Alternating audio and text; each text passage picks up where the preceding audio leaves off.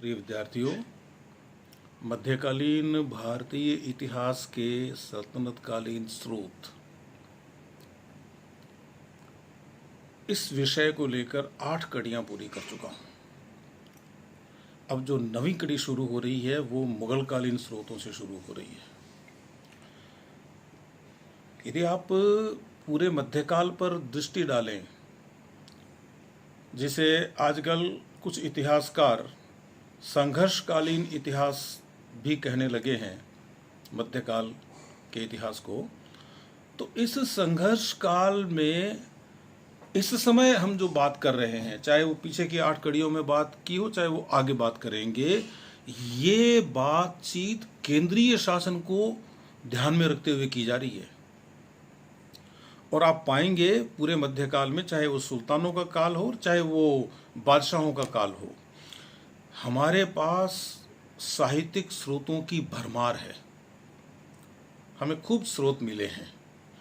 और चाहे कोई सुल्तान हो या बादशाह हो, वह खुद भले ही कोई बहुत बड़ा अध्येता न हो, भले ही उसे इतिहास की ज़्यादा समझ नहीं हो, भले ही वो साहित्य को ज़्यादा न जानता हो, लेकिन स्रोतों को संग्रहित करने में और ख़ास तौर से पुस्तकों के रूप में करीब करीब सभी जो बादशाह जो टिके, जिन्होंने शासन किया कुछ समय तक रुककर, उनकी रुचि रही है। और आप तो ये देखेंगे, मैं पिछले जब मैंने सल्तनतकालीन स्रोतों की बात की थी, तो मैंने तो कुछ ऐसे सुल्तानों के नाम लिए हैं। मैंने एक आक्रांता का नाम भी लिया है और ये बताया है कि विद्वान तो उनके साथ आते थे, वो अपने साथ रखा करते थे। तो ये जो परंपरा है वो इस्लाम के साथ भारत में आई। लेकिन मैं यदि इस केंद्रीय शासन की बात न करके, जब दिल्ली, खास तौर से दिल्ली और बीच में आगरा भी बाद में, तो इन केंद्रों को छोड़ दें अपन एक बार, बादशाहों को छोड़ दें और उसके पहले के सुल्तानों को छोड़ दें। वो अपना काम कर रहे हैं, वो शासन कर रहे हैं, ठीक है। उस समय हिंदुस्तान में, इस देश में जो राजा थे, जो महाराजा थे, या जो दूसरे लोग शासन करने वाले थे, ऐसे लोगों के बारे में आप अध्ययन करेंगे तो आप पाएंगे कि उनके पास भी ग्रंथों का भंडार मिला है। बहुत सारे मंदिर ऐसे थे जहाँ पर ये अध्ययन की सामग्री प्रचुर मात्रा में पाई गई है। तो अपने देश की तो ये परंपरा ही है, ज्ञान को, विद्या को सीखने का, सिखाने का। जिस देश में ऐसा चलन था कि एक मुंह से दूसरे मुंह तक वो बात पहुंच जाए, यानी श्रुत परंपरा थी, है ना, उससे याद कर लिया जाता था। नाम ही स्मृतियां हैं कुछ ग्रंथों का, एक दौर था पूरा। तो आप उस देश में बाहर से आने वाले भी अपने साथ इसी तरह की कोई परंपरा ले आए, तो अब शासन उन्होंने किया, किस वजह से किया, क्या कारण हुए, उनको क्यों मौका मिला, वो एक अलग प्रश्न है। लेकिन उन्होंने शासन किया, सुल्तानों ने और बादशाहों ने। तो अपने शासन के दौरान उन लोगों ने पूरा महत्व दिया लेखन को, मैं ये कहना चाहता हूँ। इसीलिए उनको अवसर मिलते रहे। अमीर खुसरो कोई बहुत बड़ा योद्धा थोड़ी था, कितने युद्ध जीत लिए उसने, लेकिन उसको लगातार संरक्षण मिला। ये आपको ध्यान देना चाहिए। अच्छा, बहुत सारे लोग जो बादशाह नहीं बन पाए, जैसे दारा शिकोह है। अब दारा शिकोह का जो भारतीय रहस्यवाद है या भारतीय उपनिषदों में उसकी रुचि, आप जब दारा शिकोह को शाहजहां के बाद के उत्तराधिकार के युद्ध से अलग करके और एक विद्वान के रूप में देखेंगे, तो आप पाएंगे कि बेशक वो एक इस्लामी परिवार में जन्मा, लेकिन उसकी रुचि थी वो तो भारतीय दर्शन में थी।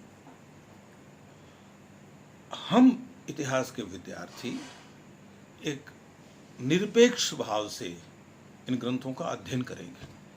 अच्छा,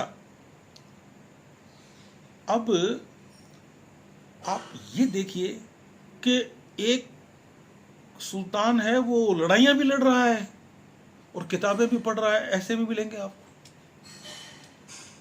और बादशाहों में तो ये कई मिलेंगे।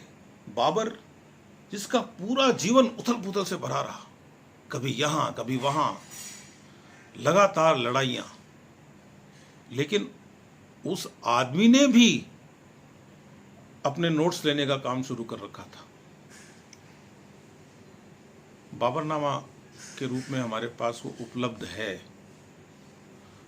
अकबर जो पढ़ा लिखा नहीं है, और उसकी जो रॉयल लाइब्रेरी है, उसका जो शाही पुस्तकालय है आगरा में, उसमें 24,000 से ज़्यादा किताबें थी। और एक व्यवस्थित रूप में ये हस्तलिखित प्रतियां हैं। प्रतियां तो हस्तलिखित ही हुआ करती थी, लेकिन ये प्रतियां है, ये मूल प्रति है, ये इसकी कॉपी है। इस पुस्तक का ऐतिहासिक मूल्य ज़्यादा है, इसलिए इसको ज़्यादा संरक्षित रखना है। मूल्य के हिसाब से, महत्व के हिसाब से पुस्तकों का वर्गीकरण करके रखवाया उसने, जो खुद पढ़ा लिखा नहीं है। अबुल फजल लिखता है कि मेरा बड़ा भाई फैजी, जो दरबारी कवि था, उसके मरने के बाद में 1595 में 4300 हस्तलिखित पांडुलिपियां अकबर के शाही पुस्तकालय में जमा करवाई गई। तो एक परंपरा समानांतर रूप से चली, पहले से इस देश में थी, बड़ी समृद्ध परंपरा थी। अपने तो ये है कि बहुत यूं तो मैं तो नहीं कह सकता कि घर घर में पुस्तकालय था, लेकिन ऐसा कोई घर नहीं था इस देश में जहां पर कोई पुस्तक नहीं हो। और वहां पर जब ये लोग आए तो इन्होंने भी फिर वही काम अपने हिसाब से किया। अच्छा, संरक्षण मिला करता था लेखकों को। वो मर जाते थे तो उनके पीछे जो लोग रहते थे उनको मदद मिलती थी, मदद माश, ऐसे आप समझ सकते हैं। और फिर वो कोई छापा खाना तो था नहीं, कागज भी बाद में आया, इस समय तक तो आ चुका। तो लिखेगा कौन? हर लेखक है, उस जरूरी थोड़ी है कि उसकी हस्तलिपि अच्छी होगी। वो तो अपनी सूचनाओं को कलेक्शन करेगा, अभी काटेगा, पीटेगा, इधर से उधर लिखेगा, उधर से इधर लिखेगा। उन सारी चीज़ों को व्यवस्थित रूप से लिखने के लिए दूसरे आदमी फिर उसका अंतिम रूप देने के लिए सुलेखक होते थे बाकायदा। सुलेखन कला को खुशनवीसी कहा जाता था। और आप अचंभा करेंगे, मोहम्मद तुगलक, यानी एक, ठीक है, उसके बारे में अलग अलग धारणाएं हैं। कोई, किसी ने कह दिया कि वो पागल था, किसी ने कहा कि पागल नहीं था, किसी ने कहा बहुत क्रूर था, तो जैसा भी था, लेकिन मास्टर था वो हैंडराइटिंग का। हस्तलिपि उसकी बहुत जबरदस्त थी। तो अकबर ने तो ये कह दिया कि भाई देखो, अकबर के समय में वैसे ये व्यवस्थित काम शुरू हुआ था कि डे टू डे चीज़ों को लिखना चाहिए। पहले भी लिखा जाता था, लेकिन कोई विधिवत क्रम नहीं था। लेकिन अकबर ने तो ये कहा कि भाई देखो, 14 आदमी रख लो, दिन में 2 आदमी दरबार में रहेंगे और वो नोट करेंगे कार्रवाई को, और बाकी जो वो कार्रवाई है, बाकी समय में जो लोग दरबार में नहीं होंगे, उसके अलावा जो 12 आदमी हैं, वो उसको व्यवस्थित रूप में लिखेंगे बाद में। और आखिर में फिर वो खुशनवीसों से लिखवा कर और फिर वितरित कर दी जाएगी प्रांतों में, दूसरे मंत्रालयों में, और वही एक ऑफिशियल डॉक्यूमेंट होगा गवर्नमेंट का, सरकार का। तो इस तरह की व्यवस्था। अच्छा, जो उनका जो दफ्तर था, मुख्य दफ्तर था, और दूसरे भी जो दफ्तर हुआ करते थे, उनकी जो मुख्य जो भाषा है, लिपि है, वो तो फारसी है। और उस जमाने में जिसने फारसी पढ़ ली ना, वही पढ़ा लिखा। अब आप समझ लीजिए कि फारसी का महत्व क्या था। एक जमाना था जो संस्कृत जानता था, संस्कृत जिसको आती थी वो विद्वान। और बाद में तो ऐसा सत्यानाश हुआ इस देश में अंग्रेजों के आने के बाद में कि जिसको अंग्रेजी आ गई वो विद्वान। अब भी मैं देखता हूँ बहुत सारी जगह, मेरा आना जाना होता है, सामान्य सी सामान्य बात आदमी अंग्रेजी में कह रहा है तो लोग कह रहे हैं साहब विद्वान है, जानकार है। और इतिहास का मर्म बताने वाले व्याख्यान यदि हिंदी में किए जा रहे हैं तो अंग्रेजी वाले अपनी भौहें चढ़ा लेते हैं। इससे निकलना पड़ेगा, वो एक अलग विषय है। तो अकबर ने जो अपनी कार्यवाही का जो रिकॉर्ड सुरक्षित रखना लिखवाना शुरू किया ना, उसको वो बोलता था अखबार, आज का अखबार। और जब वो बहुवचन होता था तो फिर अखबारात हो जाते थे, इस महीने के अखबारात, इस सप्ताह के अखबारात। तो ये यहाँ से शुरू हुआ व्यवस्थित रूप में, थोड़ा अकबर के समय से और भी ज़्यादा व्यवस्थित हो गया। अब जैसे बाबर है, तो बाबर तो अपने नोट्स लेता था, उसकी किताब बाबरनामा के रूप में हमारे सामने है। उसको तुजुक बाबरी कहते हैं। चगताई तुर्की भाषा में, जो कि उसकी मातृभाषा थी, उसमें उसने लिखी है। अब आज लोगों को अपनी मातृभाषा बोलने में शर्म आती है। लोग पति पत्नी आपस में मारवाड़ी में बात कर रहे हैं, राजस्थानी में बात कर रहे हैं, बच्चों के साथ हिंदी में बात कर रहे हैं, और उससे भी ज़्यादा उनको मौका मिल रहा है तो वो अंग्रेजी में बात कर रहे हैं। पहली और तीसरी पीढ़ी के बीच का तो संबंध ही कट गया। बच्चा अपने दादा दादी नाना नानी की भाषा नहीं समझ रहा है। खैर, लेकिन बाबर ने अपनी मातृभाषा में लिखा, मैं ये कहना चाहता हूँ। और उसकी जो किताब है, अकबर के समय में ट्रांसलेशन हुआ उसका सबसे पहले, ऐसा माना अच्छा ट्रांसलेशन। शेख जैन वफाइक ख्वाजा था एक, जिसको पैदा खां बोलते थे, तो उस पैदा खां से लिखवाया अकबर ने कि बाबरनामा का अनुवाद करो, किया उसने। अंग्रेजी में भी कई अनुवाद हैं, लेकिन अंग्रेजी में जो सबसे अच्छा अनुवाद है, जो सबसे ज़्यादा प्रामाणिक माना जाता है ना, वो है मिसेज A.S. बेवरिज का, क्योंकि उसने मूल जो चगताई तुर्की के जो नोट्स मिले हैं ना बाबर के, उन नोट्स के आधार पर अनुवाद किया। लेकिन ये दुर्भाग्य है इतिहास का कि बाबर 48 वर्ष तक रहा और उसके जीवन के 18 वर्षों का विवरण इसमें है, और वो भी बीच बीच में कटा हुआ और है, वो भी नहीं मिलता है बीच बीच में। 1509 से लेके 1519 तक 10-11 साल का विवरण नहीं, 1520 से लेके 1529 9 साल का विवरण नहीं। अब ये विवरण गया कहाँ? यह तो नहीं हो सकता कि उसने लिखा नहीं होगा, तो इतना लिख रहा है तो वो बीच के वर्षों में ये थोड़ी ही लिखेगा नहीं। लेकिन बाबर का जीवन बड़ा उथल पुथल भरा रहा, कभी यहाँ कभी कहाँ। आप उसका जीवन पढ़ना कभी उस आदमी का। ये ठीक है, भारत पे ऊपर उसने हमला किया और यहाँ अपनी व्यवस्था कायम की, वो एक अलग विषय है। लेकिन उसे एक व्यक्ति के रूप में जब आप उसके जीवन का अध्ययन करेंगे तो आप पाएंगे कि बड़ा ही जीवट वाला आदमी, और सफल तो वो था ही खैर, लेकिन वो खुद जो है ना, वो खुद दुखी भी होता था। उसने लिखा है बीच में जब वो दुखी हुआ है ना, तब उसने मतलब कई शेर डाले हैं बीच में अपने बनाए हुए। तो ये कविता लिखना बाबर को आता था। तो उसके जीवन के फरगना के अंश, फरगना जिसमें समरकंद शामिल है, और उसके काबुल के समय के अंश, और भारत में रहने के दौरान लिखे हुए उसके अंश, इन 3 भागों में आप उसको देख सकते हो। तीनों का उसने अच्छा विवरण किया है। प्रकृति का बहुत अच्छा चित्रण करता था, और भारत के संदर्भ में भी उसने बहुत लिखा है। यहाँ की जलवायु के संबंध में उसने बहुत लिखा, यहाँ के लोगों पर उसने बहुत सारी टिप्पणियाँ की। कई ऐसी उसकी टिप्पणियाँ हैं जिनको दोहराया जाता है इतिहास में, और जब मौका आएगा तो मैं बताऊंगा आपको। फिलहाल एक उदाहरण लीजिए आप। बाबर का हिंदुस्तान में आना हुआ, इब्राहिम लोदी को उसने हरा दिया, राणा सांगा से उसकी लड़ाई होनी थी, खानवा की लड़ाई हुई। अब वो अपने नोट्स में क्या लिखता है कि उस काफिर ने मुझे धोखा दिया, मेरे साथ वादा किया था कि तुम इब्राहिम लोदी पर उधर से हमला करना, मैं इधर से हमला करूंगा, और हम दोनों मिलके उसको निपटा देंगे और बाद में अपन देख लेंगे।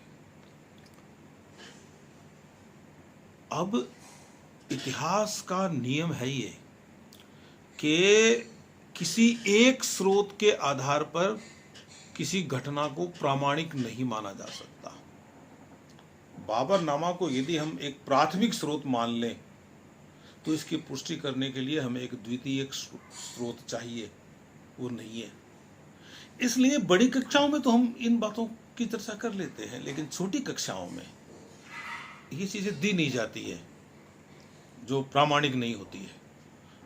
उससे तो क्या होगा कि फिर जो बच्चा है वो राणा सांगा के बारे में ऐसी धारणा ही बना लेगा कि वो विश्वासघात करने वाला व्यक्ति था, जबकि पहली बात तो प्रामाणिक नहीं है, एक ही प्रमाण है हमारे पास।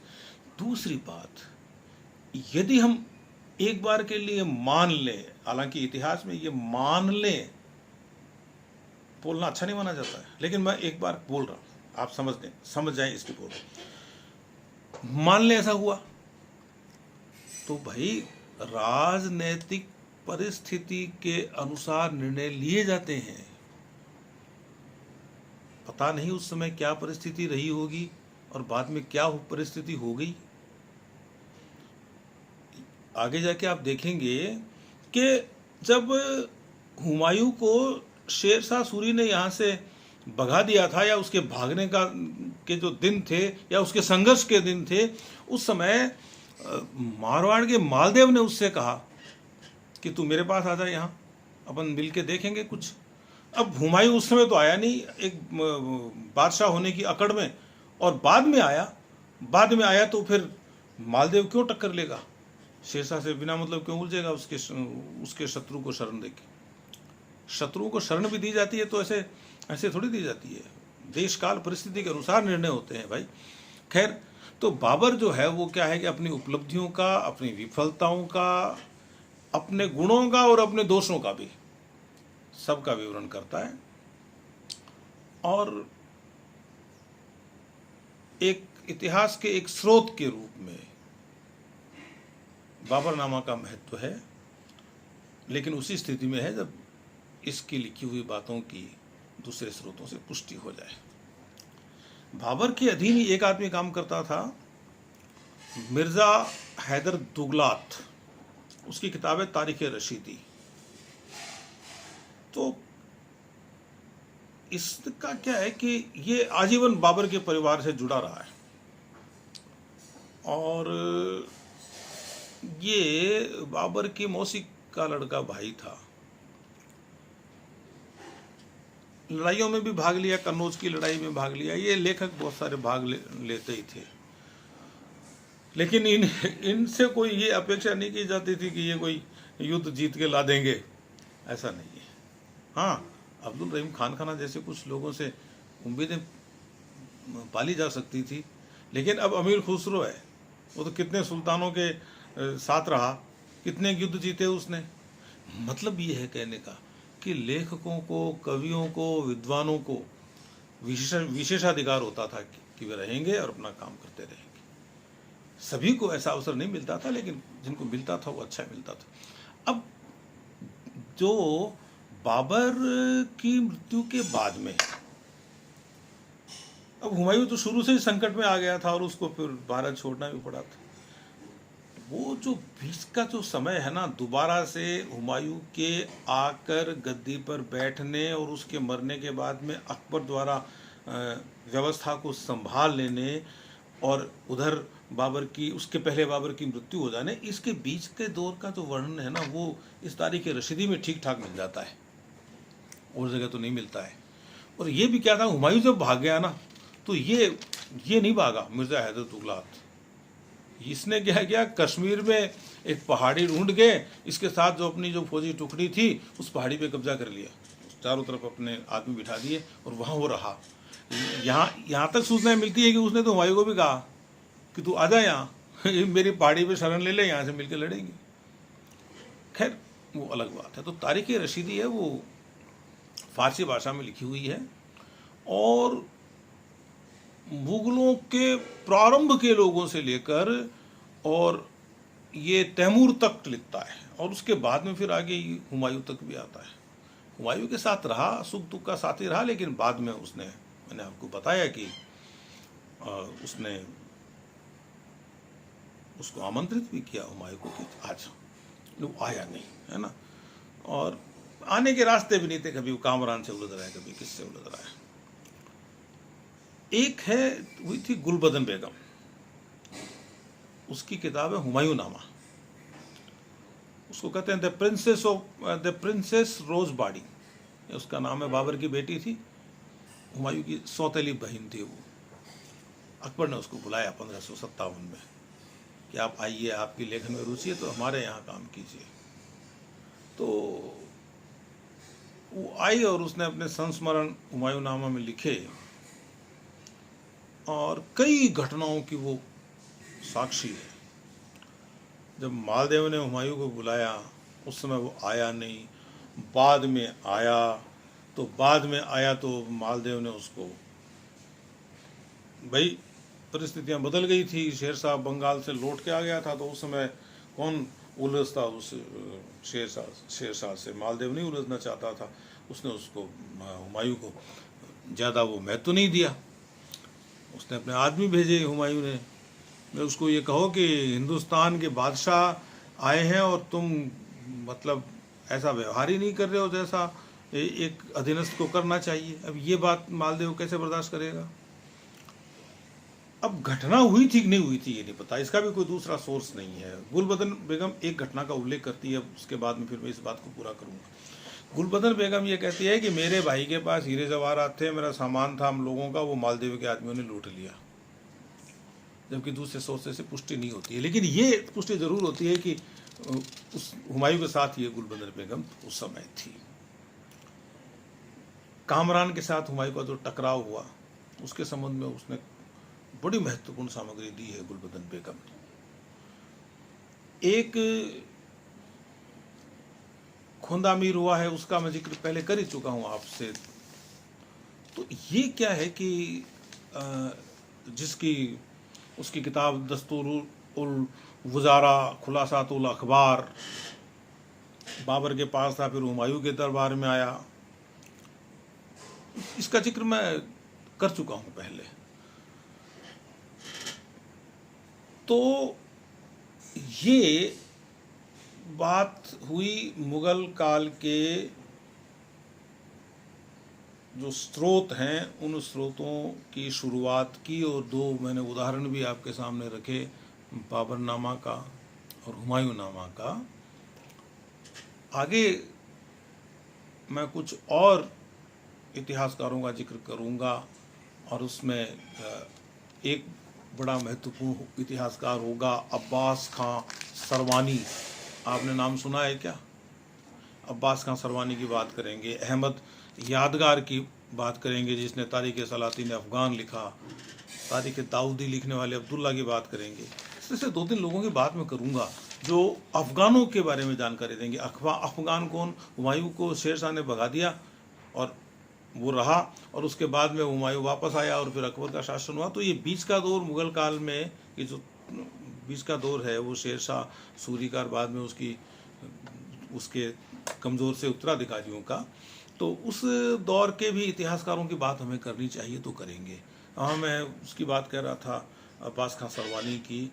वो आप सब जानते हैं, सब पढ़ के आए हैं, बार बार पढ़ते हैं कि ये किसने कहा कि एक मुट्ठी बाजरे के लिए मैं हिंदुस्तान की बादशाहत खो देता।